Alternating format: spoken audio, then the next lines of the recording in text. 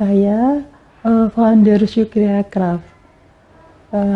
Awal merintis usaha ini sudah sekitar 8 tahun yang lalu, sekitar tahun 2012.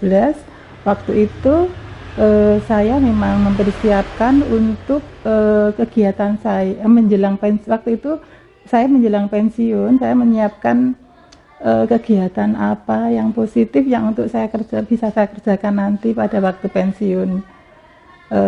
Pada waktu awal merintis saya berjualan souvenir yang berupa kerajinan tangan dari hand towel.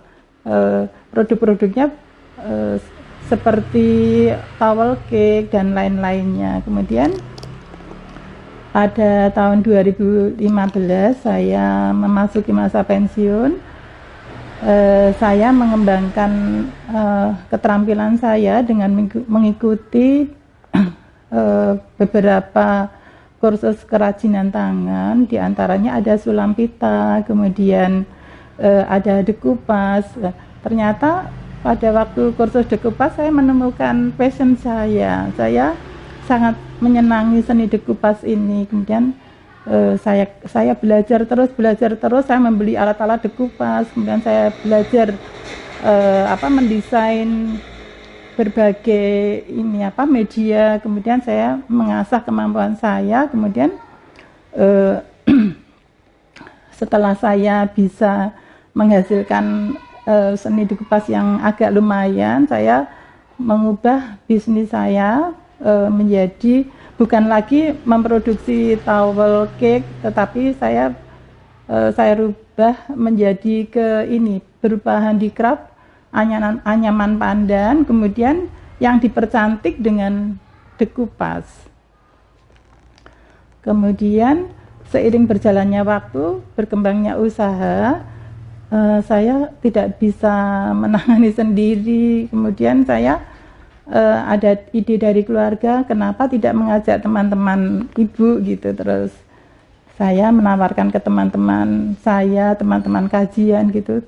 Ternyata beliau-beliau itu berminat untuk bergabung. Kemudian kita membesarkan Syukria Craft ini. Kemudian kita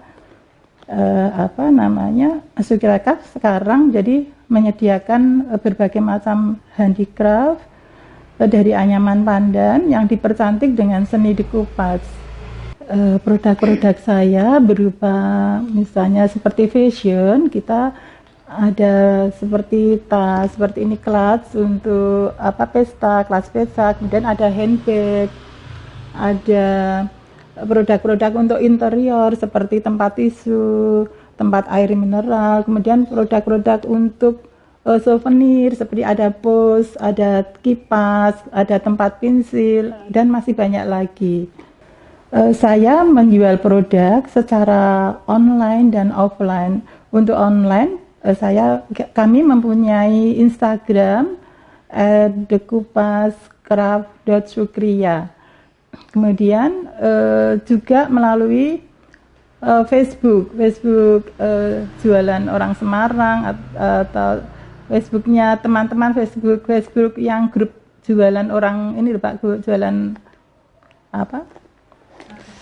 marketplace itu. Jadi tidak hanya Facebook saya, tapi juga Facebook anggota Syukria. Kami ada bertujuh Pak, kami mengelola Syukria ini bertujuh. Jadi kami mempunyai Facebook, kita iklankan juga di Facebook, melalui Facebook. Kemudian yang offline itu seperti kita membuka welcome dengan reseller Pak. Jadi kita membuka sebanyak-banyak reseller karena ini sangat membantu sekali dalam meningkatkan penjualan. Reseller-reseller ini jadi kita caranya untuk merekrut reseller ini kita membuka pelatihan-pelatihan. Kemudian dari pelatihan-pelatihan ini mereka berminat sekali untuk menjadi reseller yang memperpanjang tangan kita sampai ke konsumen. Proses pembuatan dekupas ini kita itu memang supaya dekupas ini, supaya produk kita baik, kita memilih memilih bahan baku yang bermutu baik, terutama anyaman pandanya. Kita mencari pengrajin yang hasil hasil pengrajinnya itu yang bermutu baik, dan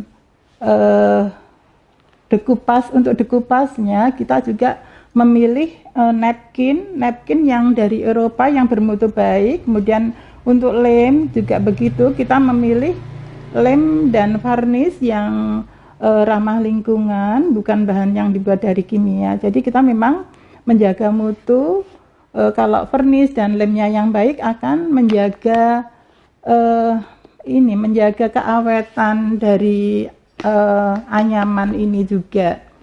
Kemudian prosesnya jadi prosesnya itu kita misalnya mau menentukan apa yang akan kita yang kita dikupas itu apa. Kemudian kita menentukan warnanya dengan tisunya harus warna yang warna yang bisa cocok, bisa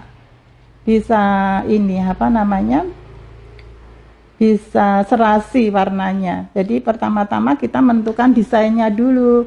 Kalau ini cocoknya dengan bunga warna apa, dengan motif bagaimana. Kemudian setelah kita menentukan desainnya, terus kita proses pembuatannya dengan tisu napkin yang kita pilih itu dari mutu-mutu yang bagus dari Eropa. Jadi gambarnya itu sangat bagus kalau yang dari Eropa.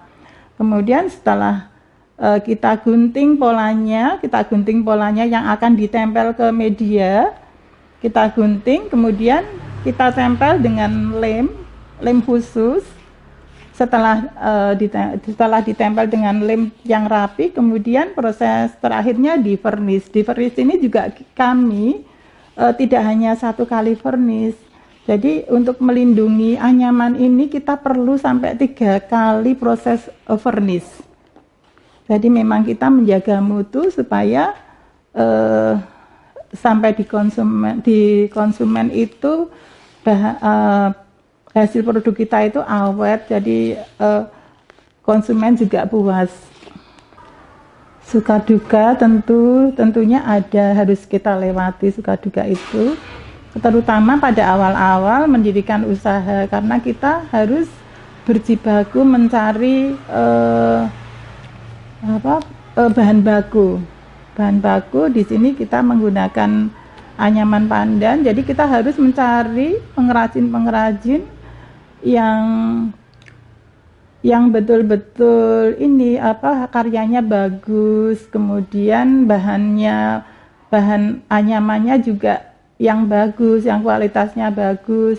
Itu juga susah sekali, karena pada kami itu waktu mencari pengrajin yang baik itu kita harus mencari beberapa pengrajin, kemudian kita coba beli sedikit-sedikit dulu, kemudian kita perbandingkan mana yang paling baik. Kemudian setelah kita mendapat pengrajin yang baik, baru kita untuk menjadi langganan kita, untuk memasok kebutuhan kita. Kemudian juga untuk karena saya pernah waktu awal usaha itu mencari bahan baku itu susah juga mencari pengrajin yang misalnya jujur atau hasilnya ternyata itu sampai sudah dikirim ke Semarang, ternyata setelah kita buka itu hasilnya tidak sesuai dengan standar kita, juga pernah. Kemudian untuk bahan baku dekupas, kita juga mencari toko-toko yang menyediakan bahan dekupas yang koleksinya juga yang bagus-bagus. Jadi yang koleksinya itu yang prima, yang bisa untuk mendesain menjadi produk yang bagus. Kemudian untuk sukanya itu mungkin sangat banyak ya Pak. Setelah berjalannya usaha, setelah usaha berjalan lancar, kita sudah mendapatkan reseller dan pelanggan yang banyak. Kita tentunya bergaul dengan berbagai lapisan masyarakat yang lebih luas dan dapat belajar dari bersama UKM yang lain. Kemudian setelah itu kami juga bergabung dengan grup UMKM karena kami berada di Kelurahan Serondol Wetan, jadi kami bergabung dengan UMKM yang berada di Serondol Wetan. Dengan bergabungnya kami ke UMKM Serondol Wetan ini, saya sangat mendapat manfaat yang banyak sekali, karena dari situ kita mendapatkan info-info yang sangat kita butuhkan untuk mengembangkan bisnis kita.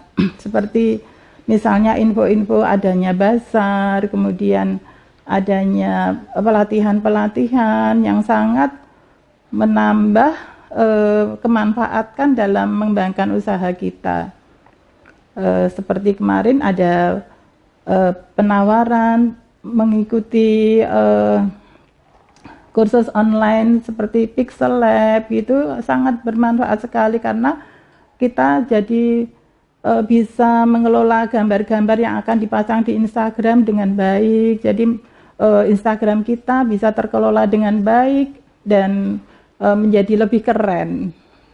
Kata-kata motivasi dari kami, dari Sugirakap, untuk teman-teman yang berwirausaha, jangan takut kita untuk berjualan, jangan takut memulai usaha.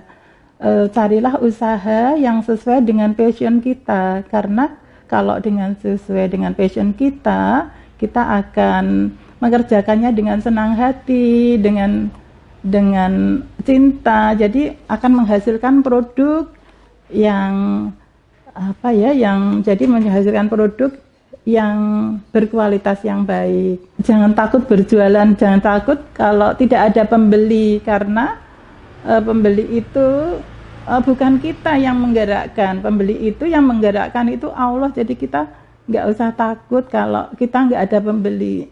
Jadi berjualan aja, biar Allah yang menggerakkan pembeli dengan caranya. Kemudian yang ketiga, mari sesama UMKM kita bersinergi bersama untuk mengembangkan UMKM ke depan. Kemudian kita saling memberi motivasi, saling memberi produk, saling membantu sesama UMKM untuk bersama-sama kita bisa naik kelas UMKM menjadi tulang punggung perekonomian Indonesia ke depan. Kemudian kalau UMKM kuat, ekonomi Indonesia itu akan bangkit, karena sudah terbukti pada krisis tahun 1998 ternyata yang bisa bertahan itu para pengusaha UMKM. Jadi mereka itu yang bertahan, yang bisa bertahan dalam membantu mengatasi krisis. Teman-teman sesama UMKM, wirausaha kecil, mari kita bersama-sama bersatu, saling membantu, saling bersinergi, saling memberi produk kita sesama UMKM. Mari kita bersama-sama menaikkan kelas menjadi tulang punggung yang kokoh bagi perekonomian Indonesia.